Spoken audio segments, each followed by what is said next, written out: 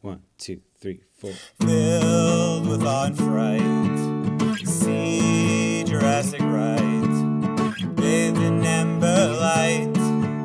See Jurassic Right, see Jurassic Right, right. See Jurassic Right, right. See Jurassic Right, right. See Jurassic Right, see Jurassic Right, see Jurassic Park.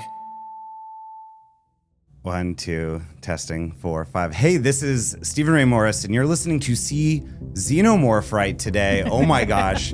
We're in a space right now. You'll see it. Oh my gosh. Yeah, did I say I'm Stephen Ray Morris? I have a great panel today, but first of all, I need to thank FX because we're literally in the Wreckage at San Diego Comic-Con. We're about to podcast. I have so many wonderful guests with me today. You know, let me just introduce them. By the way, FX's Alien Earth is coming out on Hulu on August 12th. But my guests today, you know them, you love them, Samantha Endres and Kayla Burnett from Jurassic Outpost. Hello. Hi. And Natalie Lucia, a.k.a. Leia Aurora. Hello. Oh my gosh, we're here. Yay! We've all seen Alien Earth, so listeners, we will spoil this stuff. But, you know, again, I'm just warning you because there's a lot of interesting stuff, and yeah, I don't want to spoil it for you. We won't spoil. Well, the walrus is already the walrus is already has been spoiled. The walrus has already been spoiled, but. Which, I'll bring that up now. Obviously, the character of Wendy, played by Sydney Chandler, has a delightful plushie collection. You know, it's not just the walrus, but the walrus is the most special one. It's the star of the show. Yeah. Yes. It's the one going on the adventure with her. Yeah. It's Sydney Chandler and Timothy Oliphant and Walrus. Yes. But listeners, think about walrus names. Again, my guests, think about walrus names. At the end of the episode, we will come up with a name for the walrus. We will name my walrus. Yeah. But I'm so excited to talk about this first episode. Again, Natalie and I saw it in Hall H, which was insane. Amazing. Like, I had never seen something in Hall H before in the sense of like seeing a whole episode. Yeah. But yeah, before we get into the Alien Earth of it all, what are your Alien, like what was your Alien franchise origins? Like first movie, like momentous moment or whatever. Do you remember the first time you saw an Alien movie? I guess we'll just go down the line. I mean, just the original and how violent and scary it is. And that just set that reputation. And there are so many entries in the story now. Yeah, and continuing. So I've gotten back into it with Romulus and everything the last couple of years and like watched all the movies. And so it's been awesome. Yeah, I know. Romulus really got me back into it and primed me for Alien Earth, which again, the show, first episode really reminded me of what I loved about Prometheus and Covenant. So it was wild. I love that we're leaning into all this lore of Prometheus and Covenant and everything. So yeah. What was your first Alien experience? I think I'm the oldest person here.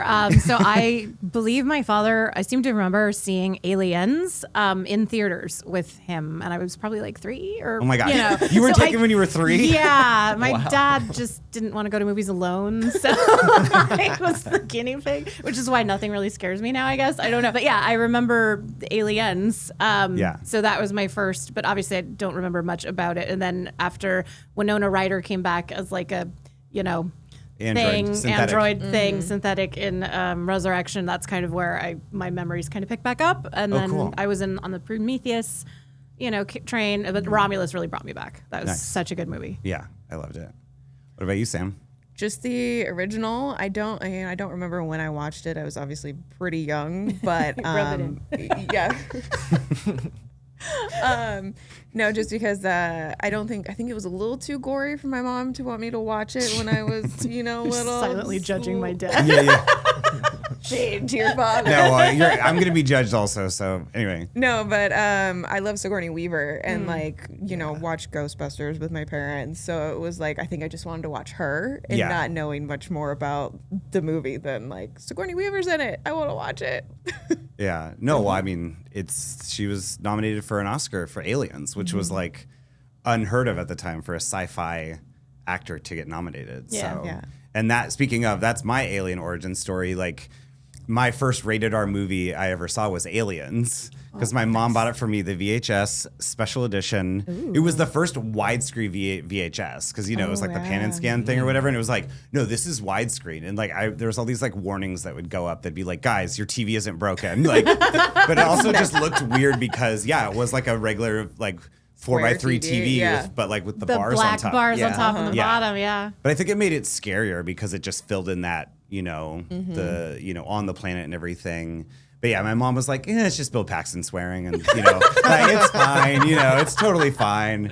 But yeah, that Aliens was my first. And then, and then you see Alien and you're like, wow, like, the art of Alien and the horror. And then, I got back into it because of Romulus. But I don't know. I'm excited for Alien Earth as a TV show. Were there anything like going into the show that you had like hopes for, at least for the first episode, or like what do you want to see in an Alien TV show? I mean, just knowing the universe it's set in, like the production design and the cinematography and like all of that kind of thing, the sounds, and they nailed it. Honestly, it feels like knowing where it's set around the other movies and like tying into all of that visually and sonically. I was hoping for that, and they nailed it. So. Yeah, because if we didn't mention up top, it takes place 2 years before Alien, 16 years after Covenant, and then Alien Romulus takes place in between Alien and Aliens. I hope everyone is keeping track, doing your homework, filling in the gaps. But I mean, like that's a great point. Tree up for people to watch. Right. Yeah, exactly. We're gonna have a diagram. We're gonna have we'll have the walrus with like a little pointer. Yes, the walrus is the presenter. Is co-host. Your guy. The walrus is the Mr. DNA. Yes. But yeah, like that's so good. Black goo. FX, come on. You got to make the walrus a mascot. Yes. But yeah, like that, because of the hard sci-fi of these movies, like, you get like all the switches and everything. Like, I just want to press every button in this universe. You just want to talk to Mother. Just No. Mother, what should we do now? If I could, like, actually, there's a thing on YouTube where somebody did, like, you can fall asleep to the ambience of being inside that room. Oh. And I'm like, it's a little creepy, but yeah. It is, but yeah, what were you kind of hoping for with the show, or like wanting out of it? I'm a big fan of the not seeing anything too soon. Like the whole Jaws effect in a way. Yeah. Like the more that they tease, the better, because then I can build up more in my mind. So that's what I loved about this whole first episode, was that you kind of got little hints, but you didn't really get the xenomorph in full view or, like anything. And I loved that. So I hope they give more of it the whole way through the series. Yeah, no, because then it just seems like there's a lot of cool effects, and I mean, I was like, they really loved the sparks falling. Yes. But I mean, this show feels more massive than any Alien thing before, just because of the scope of it all. But yeah, was there anything going in that you were like, I want to see somebody. I want a cat on a ship, which we did get to see, like anything like that. Yeah. No, I think I agree with Natalie about like not seeing things too early. So I liked how they did that at the beginning of the episode, just seeing like little snippets and things. But mostly I was excited for like new characters and, just seeing kind of, I mean, we know some of these actors already, but, Wendy, which Natalie is dressed as today, like, we don't know these people and who they're going to play in that. So I was really intrigued by like, who's going to be on this journey? Who are we going with? Who are we rooting for? Who do we hate? We know who we hate in this after episode. But yeah, he's the youngest trillionaire. He's got his feet on the table with no shoes on. Quickly, the most hated villain. Yeah, that was a real shortcut to like how, like, if we want to hate this person, just how douchey can we make this guy? Well, I think I was telling you guys yesterday when during Hall H and they're having they were asking the actor, I can't remember his name at the top of my head. I'll blur it, but like bleep it in, Samuel Blanken. But but they were asking him, you're like, ooh, what's it like to get in the body of a billionaire, trillionaire? And he's like, ooh, it's like, I get to pretend that I own you, I made you. And he's like, I had a lot of fun with it. And I was like, yeah, that must be wild.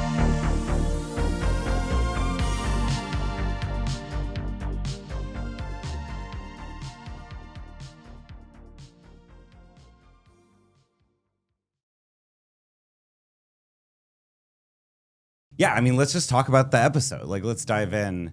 I just was really happy that it, like, I think with any franchise, I always want it to take from all the things that came before, not to like, I think one of our other favorite franchises, Rebirth, or favorite franchise, Jurassic Park, like in Rebirth, it was like kind of like, okay, we're going to just follow these elements. But to me, I don't know how you guys felt, but like it felt like this is Alien, this is Prometheus, Aliens. There's like a little resurrection fun, that, you know, a little Covenant creepiness. Like, yeah, I don't know. What were your initial thoughts seeing the first episode? Well, let's go this way, and then we can do the worm. We can do the worm. No, I really loved it. I was instantly like pulled in just watching this, and you know, like, who's this little girl? What's going on? You know, of course, like creepy lab scene. Like, who doesn't love that?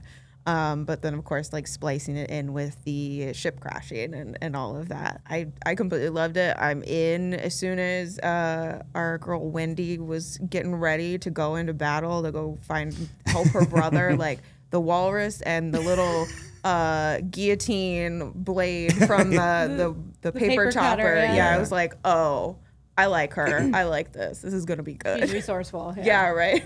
And who hasn't wanted to, like, see if that can actually chop things? I mean, let's be honest. Like, I'm sure she's going to use it to great effect in some I'm so excited for that. I was like, now I don't have access to one of those. There's no office I know that has those, but I'm just like, is it literally just you could rip it off and it would be a sword? Or did they like, you know, do the Weyland-Yutani or like the Prodigy version of, you know, that office supply? That's a future podcast where we figure out if we can do that. And we're all in the hospital at the next time. I was going to say, we turn into the Weyland-Yutani office supplies division. Yeah, totally. Just as a big Star Wars fan too, I just loved that it kind of started off the same as you would a Star Wars movie, with just the establishing shot of space and then the ship coming in, but then the uniqueness of the score. Having that, no, we're not in Star Wars, we're in, you know, alien world, Weyland-Yutani type, you know, area. Kudos to the sound designer, kudos to the composer, like just Jeff Russo. Yes, phenomenal job just in that establishing, like, I don't know, 10 seconds of the ship going in. I loved the whole opening with the crew on the ship waking up out of cryo-freeze, and then that creepy guy looking at all the women in their underwear. Like, I was just like, how is no one tying this dude up? Like, he's got... Wait, wasn't he a synth? Or whatever. I think he was a synth. Who cares what he was? Tie him up. Like, he's being creepy, man. Like, well, that made me think again, like the idea that this show is getting to connect to the movies and stuff, but not explicitly, where you're like, oh, this is before Alien. And like, you know, in Aliens, they're like, oh yeah, the Ian Holm one from Alien, like those models were always a bit twitchy. Yeah. And so you almost get these are all a bit stalkery? Like, yeah. They always have something. Yeah, something wrong with them. Yeah, that all these the earlier synthetics are all a little creepier and weirder. And I just realized we never see his body then. So if he's a synth, where is his? I was thinking about that. Because maybe we find him later, and he could be like in Romulus, like reactivated and be like, this is what actually happened. Different programming. While admiring Wendy's thigh or something.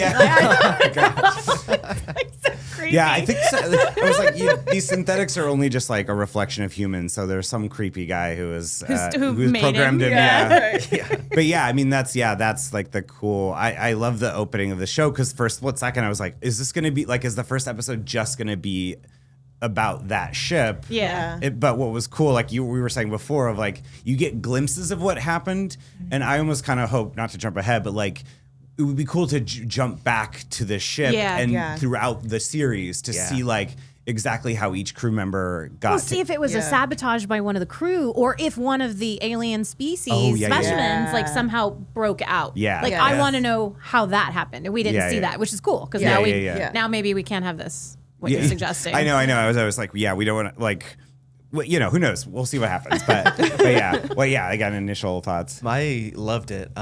Big fan of the franchise. So, like, it was right. It fits right in, honestly. And absolutely shout out to Jeff Russo and the sound designers and everything, because, like, that's a big part of it for me, is just how does this sound? Like, space is so vacuous and you just feel so alone. And, like, Alien has always captured that. And so this captured that immediately. I love how Jeff Russo is paying homage to some Goldsmith and some past Alien music. It's very ethereal, experimental. Sounds, right? It's like I love it because it's like the echo of empty space. And like it's so scary, to be honest. Like, I don't ever want to go to space, and this show just keeps solidifying that. Oh, we were gonna all get sent to space after this. I mean, maybe we at least at the Wreckage, you know. Later. I'm leaving. Caleb's waiting outside. But I love like the way that the TV show can kind of have the needle drops though, because that was always cool about all the Alien movies. movies is that some of them do have these moments of like, yeah, these are humans in space. So like they're going to play, Covenant has Country Roads, and like I think one of the songs in this was like a cover of The Animals Don't Let Me Be Misunderstood. I don't know, just like the idea that humans live on these ships for years. It said like the Maginot, like they're going to be in there for 65 years,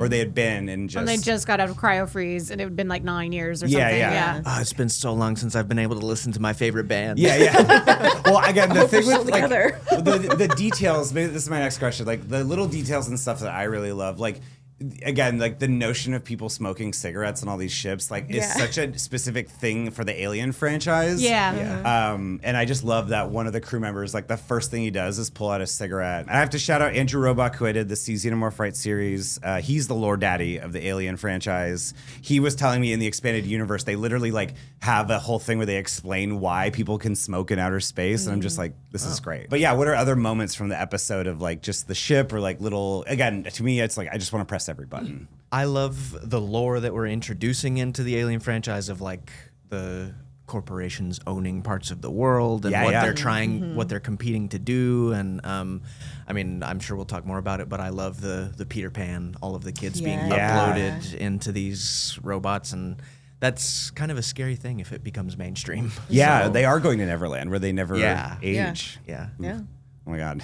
I just creeped myself out. It was a little creepy. I like that they said it had to be kids because adults, their brains don't work well enough with the transition into the... I keep wanting to call him droid because Star Wars. I'm sorry, they're not droids. Well, no, I was getting, Westworld vibes too. I mean, that's all the fun playground of this stuff is like why sci-fi is so fun, because it is like alluring and terrifying. Like this whole episode felt sinister and beautiful, which is like a weird combo. Well, I was going to say though, to piggyback off of Caleb's comment about the sound too, is that if you can watch this episode and probably all remaining episodes with the best sound possible on the biggest screen, I cannot recommend that enough.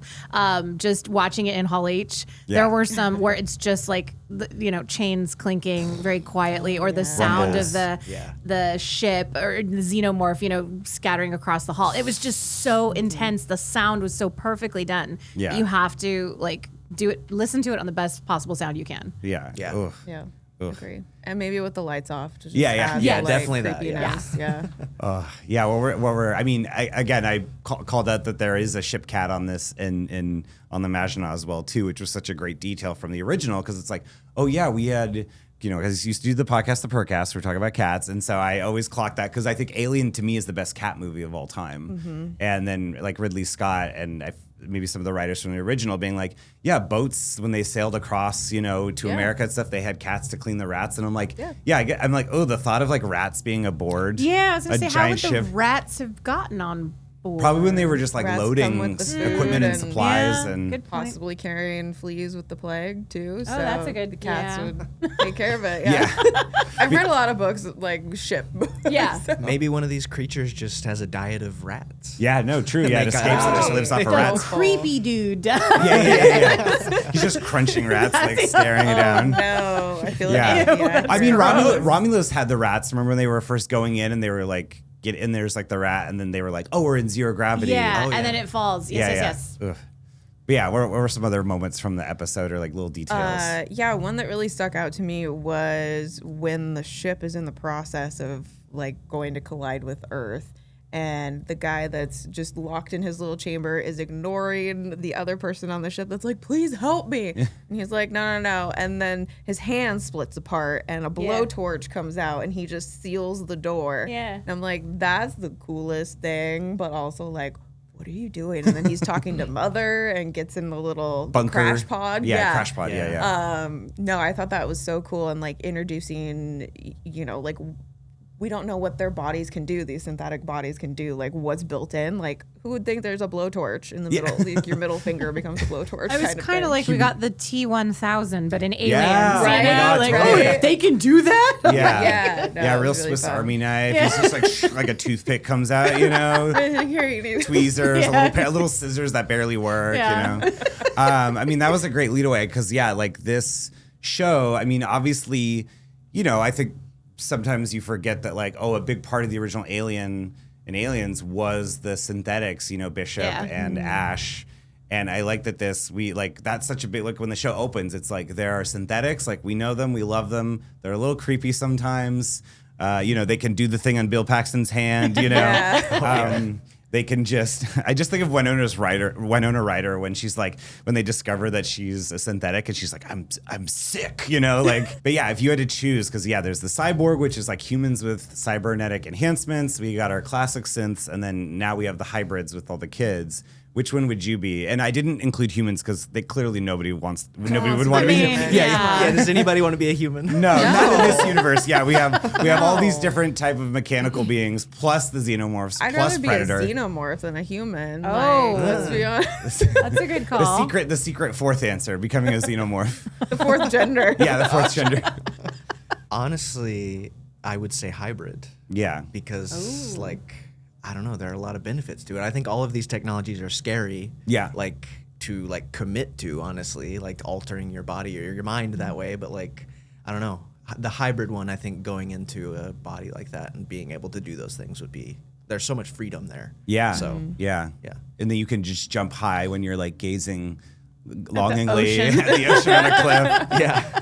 And then race off into the desert on the sand. Yeah. I would want to be like Wendy. Yeah, I'd just take my conscious and throw it into a body that doesn't get backaches in the morning and, can have 4 beers and not need, tons of water and Advil the next day, and I'd be good. Yeah. We could go through Comic-Con without pain and hangovers. We could and not get sunburned. Yes. Can you walk imagine? the floor for hours. Yeah. Carry all those bags of merch with no You could just lift prop. them. Yeah. Lift the kids up. Yeah. Okay. See, I was gonna say I would add an extra pair of arms, but you're right. You can literally just You'd be like you just General walk it Grievous around. with all your arms. But they're just like Comic-Con swag, Can I have a new body but 2 extra pairs of arms? Yeah, that's it. That's all I need.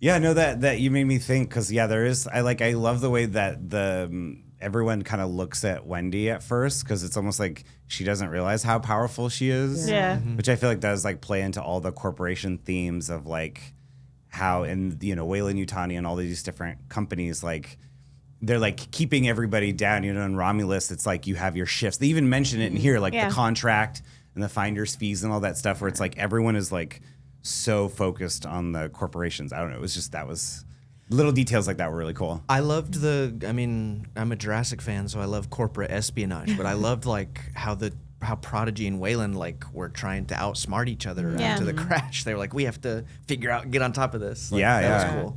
Yeah. But it is a Weyland-Yutani ship. Yeah. So I found that kind of interesting too, that it's on enemy land. Exactly. Yeah. I know. That's our ship. Too bad it's on my property. Yeah. I wonder if we're gonna see. Because they show the other corporations briefly here or there, and we get to see the Yutani of this, which is just such a cool thing, because we've seen Weyland in the Prometheus and Covenant movies. Yeah. Mm-hmm. Ooh, I wonder if they would get Guy Pearce to come back. Yeah. That would be really cool. Good. Okay, whoa. I'm not gonna put it out into the universe because I want it. Well, maybe you manifest it, or maybe you just don't spoil it for We're yourself. Manifesting Yeah, Guy Pearce making a cameo. As far as just action moments or scare. Oh no, you know what I really want to test? What was your favorite creepy crawly? The neck one. The thing at the end. The thing. Okay, so I couldn't figure out exactly how. So it goes into your neck, it bites you like a vampire, and then it sucks all your blood out, and it got big like a balloon. I started thinking the red balloon from It, kind of like that. No. But then it was only one bug, right? Yeah. So then what happened to the big bubble? Because then all of a sudden it jumped to the other dude, and it wasn't big anymore. And I I'm thought it was a new one. Oh, I think there were. It was a new coming one down from the dropped ceiling. Okay, I missed that. Yeah. No, I was wait, what happened? Yeah. Steven and I were wondering, did it just pull this guy's brain matter literally, out maybe. or something? Slurped it out. Oh, I just it took all his blood. Watching that, I put my hand over my mouth, oh. Steve and I was holding on to it. You're my in the mouth dark. my hand was over my mouth. I was just ah. Well, but I like the notion, and I think maybe it was in some of the marketing material to like tease, but like, yeah, the face hugger and the Xeno burst out of your chest. What if each of these creatures does a different type of thing out of your body? You get the blood. You get blood, you get brains, you eat toenails. Yeah. Oh no, the toenail xenomorph. Oh no. And then the teeth xenomorph. You know, the toothomorph. No. Oh no. Sorry, Noah Hawley, don't take any of these suggestions. Waylon's We're gonna researching. Put a TM right there. Waylon's researching different ways to kill people or something like. Yeah. Well, I mean or torture people. Or different ways to harvest like stuff from humans. Yeah, like, yeah. That's just gross. That's a very efficient way to harvest blood. Honestly, Yeah. like done. Next. I mean, he did it quick too. Whatever she, whatever that thing is, it was like less than a minute, and the guy was dead. Poor guy. I know. Yeah, well, it had been trapped for 65 years. Yeah. But the second one crawled down that guy's shirt, That's right? Like right. went to There was the the chest. ooze that fell from the top. That's right. Yeah. So yeah, do we you don't think want he's to know gonna what that like? creature does. Is he gonna be a chest burster? Ooh, or yeah. something? Alien, the franchise with like some of the scariest creatures in film, and like coming up, we're gonna make a bunch of new ones. Like that's terrifying. Yeah. Well, that was my thing, like leading up to the series, like, we commented on one of the trailers and all that kind of stuff where I'm like, there was an excellent Kenner toy line in the 90s where they were going to make an animated alien show for kids, I guess.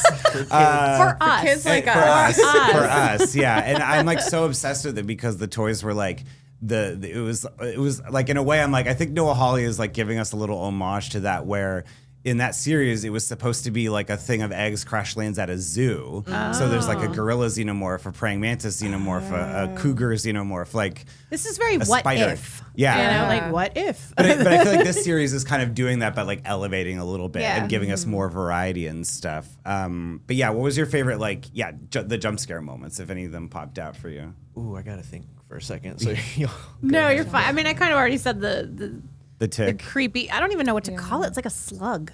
Yeah. Yeah, It's like yeah. a really big slug. Yeah. So the slug for sure for me. Yeah, I think the slug would probably. Because that was the one that took all of us. We had no The idea. We're like, entire what crowd, is yeah. this Yeah. thing like that's just crawling on them? And then Or possibly, I guess. I mean, it's semi jump scare, but like going back to when the guy was sealing the door. I was gonna say and that. then, Oh, yeah. Like, the xenomorph is like breaking the glass and getting in, and then is attacking like the pod. I was like, oh no, is it gonna actually rip through the pod? Like, Yeah. Yeah. And what happened to that xenomorph when the ship crashed? yeah, like I'm That's what I assuming want to it's know. alive Yeah, it's got to somewhere. be in there. Yeah, somewhere. It just hunkered down in some other spot. It just did the thing, the original Alien, where it like snuck in the like pipes and everything and hid. Like hibernated. Yeah.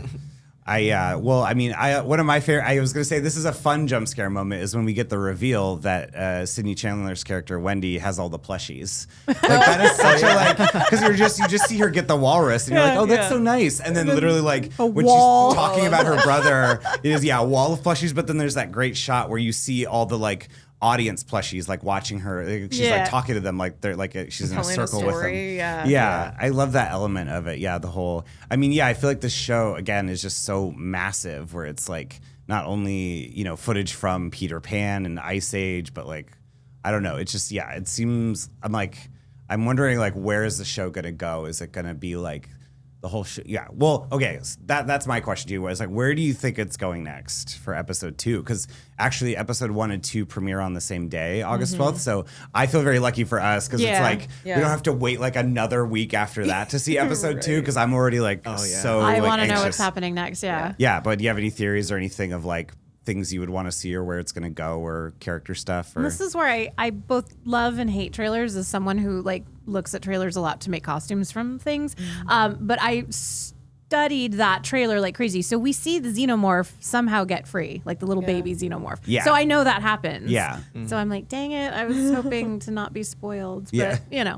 That I know We that's knew it going was going to happen, but Trailers will do that. Yeah. But it'll be interesting to see how they deal with it because it looks a little bit. It kind of reminded me of the Alien 3 Xenomorph. The littler one, yeah. Yeah, the littler one. And even the backburster from Covenant. So, I think we're going to be in for some real, like, I think the tick was like, if that's the first that was the kill, teaser. that's the tease. Yeah. Just guiding us into the. Are we going to call it a tick now? It's the tick. Yeah. Okay. Oh, well, yeah, we workshopped the thing last night where it's like Alien Earth, no context spoilers. And it was Tom Hanks from Big. It was a blowtorch. It was a tick.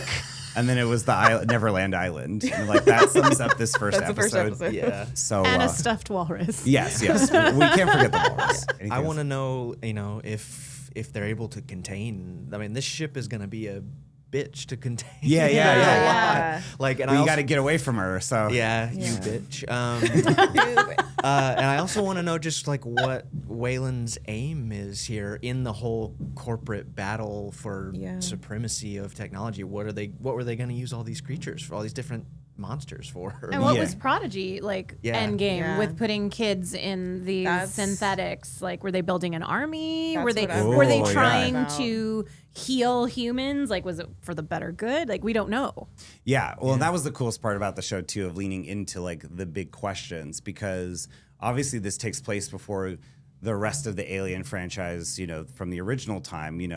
Resurrection is like, hundreds of years in the future and stuff. And you're like, well, clearly the Xenomorph is on Earth now, but how did it get contained?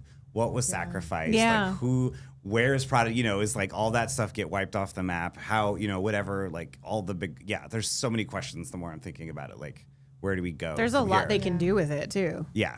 Like they could extend this for 10 seasons. Yes. We can get a lot. I was very into to see what the kids are going to do now that they're like the Avengers or something, like rolling out to go. They're like Captain Planet, like the kids. Yes. Oh my God. They all have their own Earth, fire, wind, water, love. Wendy's like Walrus. Yeah, Walrus. Walrus.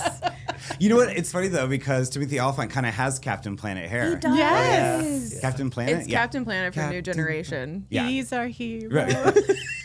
I won't sing the whole song. For copyright reasons. Yeah. Well, yeah, obviously we're so excited for the rest of this show. I mean, I want to talk a little bit at the end. We're starting to wrap up, but like, obviously to me, Alien and Jurassic have always been like sister franchises to each other. Mm-hmm. Jurassic has always been a bit more positive of like, dinosaurs, they're so beautiful. And like, there's hope in the natural part of it. And then meanwhile, velociraptors are eviscerating people. Whereas I feel like Alien is like fully like, and even both have very similar attitudes towards like the corporate thing and capitalism run amok. Yeah. But since all of you like both franchises as well too, what are some of those things about these connections that you love, like related to both?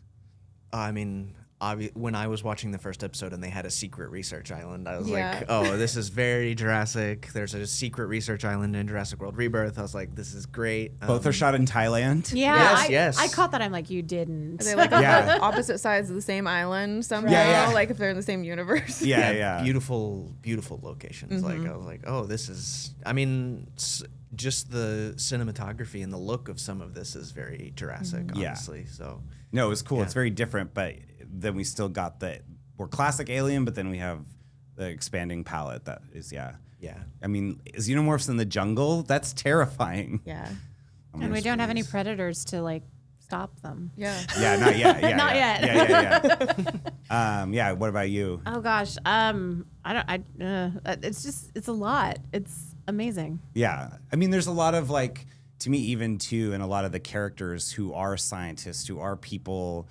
You have like a mix of characters who, especially the heroes that are like active in doing things and are like, why is nobody listening? Yeah. Like, I feel like that's a huge thing in comedy. You never had control. That's the illusion. Yeah. And an Alien, Sigourney Weaver being like, you don't see them fucking themselves over for a percentage. Exactly. Like, I feel like that's such a great thing about both franchises is like putting characters in these movies who are like, why are we doing this? But also, I think just kind of jumping back to your original question, they the corporation's not caring about the little people, quote unquote, and let's just see what happens. Let's just throw this life 100%. and it worked. Okay, let's do more. Like they don't care about people, and not to get political or anything, but a lot of that happens nowadays. It's like they don't care. That's why we need unions and everything else. I like that aspect a lot, that they're showing it in such a cool way, but also it's it's what we're all dealing with now. Yeah, no, that's why sci-fi is the best. But I mean, that was the little detail I noticed at the opening of the show where you had the like upper deck crew, and then you had the guy like in an homage to like Harry Dean Stanton and Yaphet Kotto, who were like below deck, and it was like, oh, clearly like they don't sit at the table, like whether it's like they're not welcome or they feel like weird, like I like that the show is like paying homage to that and then being like, hey, like we're the ones who got all these specimens and you guys are just like talking so casually about it, and then having to explain, I like the detail of like explaining what the corporations are, like that dude is probably like that younger crewmate probably lived on worlds that the kids lived in Alien Romulus, they've literally been like miners their whole life. This kid probably got lucky and left, like maybe he's unlucky. Yes, unlucky. Yeah. He's somebody's like, maybe in Alien Romulus 2, we discovered that's like Kaylee Spaney's dad or something. I don't know, who knows?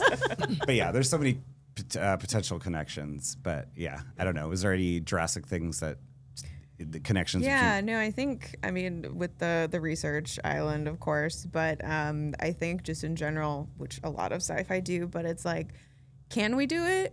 But should we do it? Yeah. Getting back to all of that, and then, the capitalists getting hold of things. How can we make money off of this?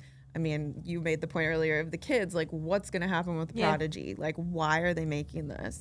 And even to expand with beyond Jurassic with another Crichton with Westworld. Yeah. Because it really reminded me of, the host bodies and that, they were failed. They hinted at the adults can't put their brains into the sense. So there was a lot how many of dead trials. adults are just like piled in the corner. Yeah, very Ripley resurrection, room. Yeah, and so we've seen. We got to see the mutants in the last Rebirth movie. Yeah. Here. And so I'm wondering, if we'll see some of those get hints at like, here's the ones that went wrong because we're only seeing like the happy side of these experiments right now. Yeah, I wonder if Timothy Oliphant was maybe like the most successful. Yeah, like the only one. Because he's supposedly a synthetic, but I could see them doing a little twisteroo or something that maybe. And that'll be the twist later on. Yeah, that he was a human put in a consciousness, but he's obviously not quite right.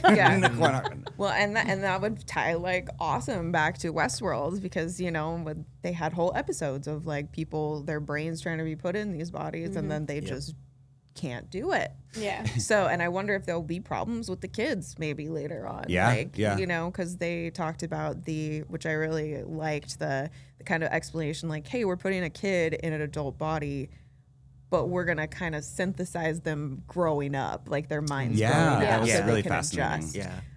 So, I'm wondering if something goes wrong, like, do you get hit on the head and those, that synthesizing whatever doesn't work and someone's gonna. Do you have an off switch? You gotta reset. So I'm kind of looking forward to seeing like where the science goes wrong, you know, and how that overlaps. No, there's so many directions it can go.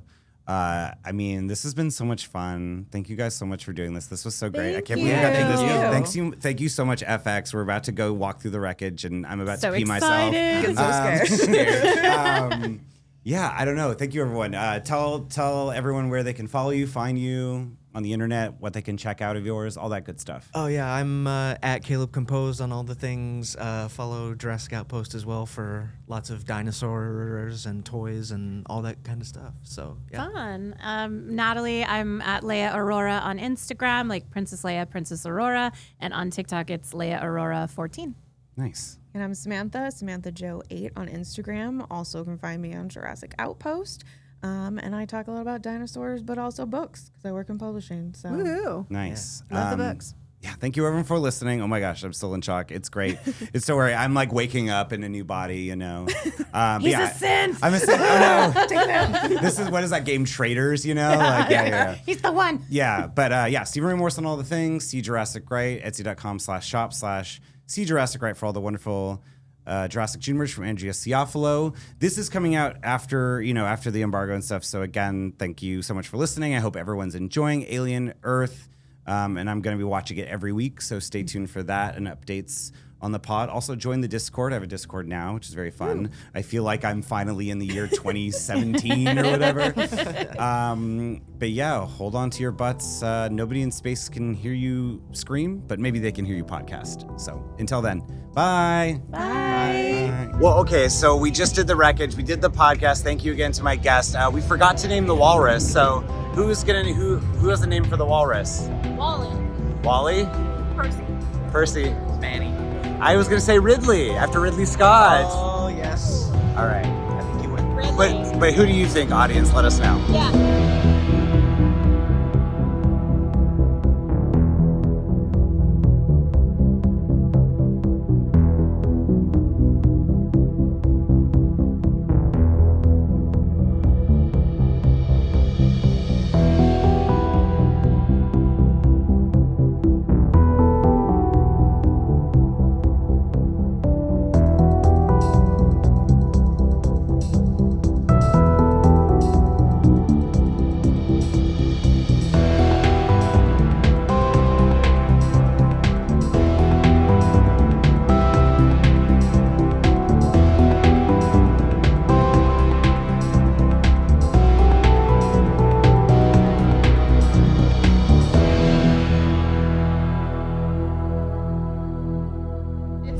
So just go whenever.